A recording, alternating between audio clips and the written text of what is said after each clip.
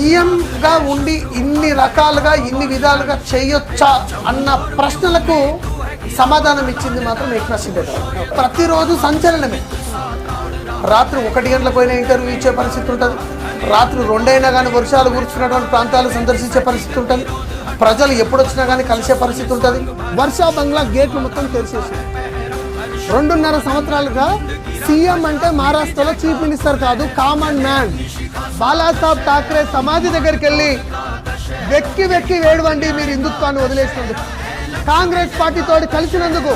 Ball Thackeray గారికి ఒక ఇంటర్వ్యూలో చెప్తారు, కాంగ్రెస్ లో కలిసే పరిస్థితి వస్తే నా దుకాణం బంద్ చేసుకుంటా కానీ నేను మాత్రం కాంగ్రెస్ పార్టీతో కలవడం చెప్పారు. బాలాసాహెబ్ ఠాక్రే గారిని హిందుత్వ ఐకాన్ అంటారు, హిందూ హృదయ సమ్రాట్ అని.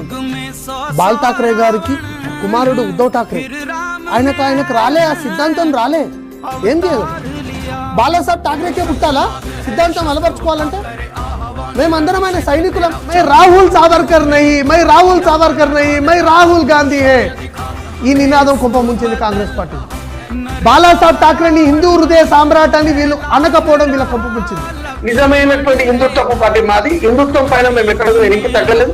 హిందుత్వపు పయనంలో మేమున్న బాలాసాహెబ్ ఠాక్రే గారు అందించినటువంటి ఒక ఆలోచన విధానాలతో ఉండమని ఒక కాన్సెప్ట్ తోటి ఏం చేశారంటే గోమాతని రాజ్యమాతగా ప్రకటించారు అధికారికంగా ఇక్కడ మహారాష్ట్రలో. అది ఒకటి హిందువులలో బాగా కనెక్ట్ అయింది. ఇది నిజంగా ఇది ఒక ప్రజల విజయం, ఇది హిందుత్వపు విజయం, ఇది బాలాసాహెబ్ ఠాక్రే గారు కోరుకున్నటువంటి విజయం, ఇది ఛత్రపతి శివాజీ భూమి మీద రావాల్సినటువంటి విజయం.